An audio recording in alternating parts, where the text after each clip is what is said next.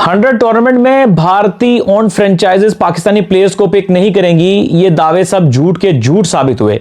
Specially जब काव्या मरन की जो टीम थी लीड्स, सनराइजर्स लीड्स, वहां पे जब उन्होंने अबरार अहमद को पिक किया तो उसने तमाम तर ऐसे दावों को झूठ साबित कर दिया। बल्कि इंडिया में भी कुछ लोग पेजेस में देख रहा था सोशल मीडिया पे, वो बुरा भला कह रहे थे काव्या मरन को, लेकिन मेरा ये ख्याल है ऐसा बिल्कुल नहीं कहना चाहिए। उसकी वजह यह है कि ये एक इंडियन ऑनर जरूर है, लेकिन ये बाहर की लीग है, ये एक इंग्लैंड की का टूर्नामेंट है, तो इसमें आप ऐसा कर नहीं सकते हैं और ऐसा करना भी नहीं चाहिए, क्योंकि खेल है ना यार, स्पोर्ट्स है। मैं हमेशा कहता हूं कि स्पोर्ट्स है, स्पोर्ट्स में कोई किसी की नेशनैलिटी, कोई कंट्री नहीं होता। स्पोर्ट्स आप एक प्योर गेम के लिए खेलते हैं और ये मैं अप्रिशिएट करता हूं काव्या मरन साहिबा को। और कोई भी पिक करे, इसमें कोई डिस्क्रिमिनेशन किसी भी कंट्री के साथ, एक दूसरे के साथ नहीं होनी चाहिए, ये मैं हमेशा से कहता हूं। और जो दावे किए जा रहे थे बिल्कुल झूठ साबित हो गए। अब बात करते हैं हम, सबसे पहले इंटरेस्टिंग बात यह है कि हारिस रऊफ, साइम अयूब, शादाब खान, मोहम्मद आमिर समेत काफी सारे पाकिस्तान के नामवर नाम जो हैं वो अनसोल्ड गए 100 ड्राफ्ट के अंदर। शाहीन अफरीदी ने पहले ही अपना नाम जो है वो विड्रॉ कर लिया था, शायद उनको लगा था मुझे को पिक नहीं करेगा, या फिर उनकी गुजाती मसरूफियात नहीं, ये तो वही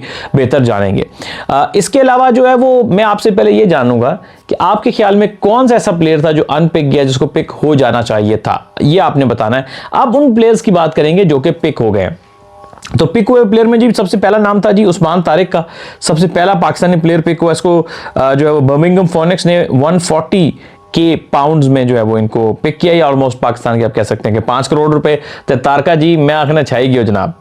इसके बाद जी पाकिस्तान के अबरार अहमद को, जिसमें मैंने जिक्र किया, सनराइजर्स लीड्स ने पिक किया जी, इनको पिक किया गया 190 के पाउंड्स में। ये भी ठीक ठाक जो है वो सिस्टम इनका बन गया है जी। और कुछ ज़्यादा पाकिस्तानी प्लेयर जो है वो पिक नहीं हुए, कम ही प्लेयर पाकिस्तान के पिक हुए हैं, लेकिन ये है कि एक अच्छा एक्सपोजर ज़रूर होगा। अच्छा, एक बात और, लोग कहते हैं यार T20 क्रिकेट खराब करती है, ये करती है। ये जेनेरिकली बात कहने से मसला हल नहीं होगा, इसकी थोड़ा सा मैं आपको गहराई में लेके जाऊंगा। देखें, आपको बहुत सारे यूट्यूबर मिलेंगे, बहुत सारे वो क्रिकेट की टेक्निकलिटीज को नहीं जानते, वो आपको मोटी मोटी बातें करेंगे, अवामी बातें करेंगे जो आपको पसंद आएगी। मैं आपको वो बात बताऊंगा जो कि टेक्निकली या लॉजिकली सही होगी। वो क्या है कि आपको सिर्फ T20 क्रिकेट नहीं खेलनी चाहिए। मैं इस बात से बिल्कुल इत्तेफाक करता हूं, क्योंकि जब आप सिर्फ T20 क्रिकेट खेलते हैं तो आपका स्किल छोटा हो जाता है, क्योंकि स्किल आपका बनता है लंबी क्रिकेट से, 50 ओवर क्रिकेट से, 4 डे क्रिकेट से, टेस्ट क्रिकेट से, क्योंकि वहां पे स्टेमिना आपको बनता है, आपका पेशेंस डेवलप होता है। स्पिन को कैसे खेलते हैं, क्योंकि रुक के खेलना होता है, वो आपके स्किल बनते हैं। स्पिन के खिलाफ रुकना कैसे है, सिंगल कैसे लेना है, स्वीप कैसे खेलना है, सर्वाइव कैसे करना है, पुराना बॉल कैसे खेलना है, नया बॉल पे सर्वाइव कैसे करना है, स्टेमिना कितना है, स्टेमिना एनहेंस होता है, मेंटल कंसंट्रेशन एनहेंस होती है, आपकी गेम अवेयरनेस, गेम की डेप्थ, तो वो मुश्किल गेम है। जब वहां से आपका स्किल बनता है ना, तो उस स्किल को यूज करके अपनी गेम कन्वर्ट, एडेप्टेबिलिटीज को कहते हैं, वो छोटी फॉर्मेट में करना अगर आप कर लेते हैं तो आपको वो स्किल बहुत काम आता है एडेप्टेबिलिटी के साथ छोटे फॉर्मेट में। लेकिन वहां से स्किल बनाओगे, लेकिन उस स्किल को यूज करके फॉर्मेट स्पेसिफिक जो प्रैक्टिस होती है वो लीग्स में ही होती है। अच्छी लीग्स खेलना भी प्लेयर के लिए बहुत ज़रूरी है।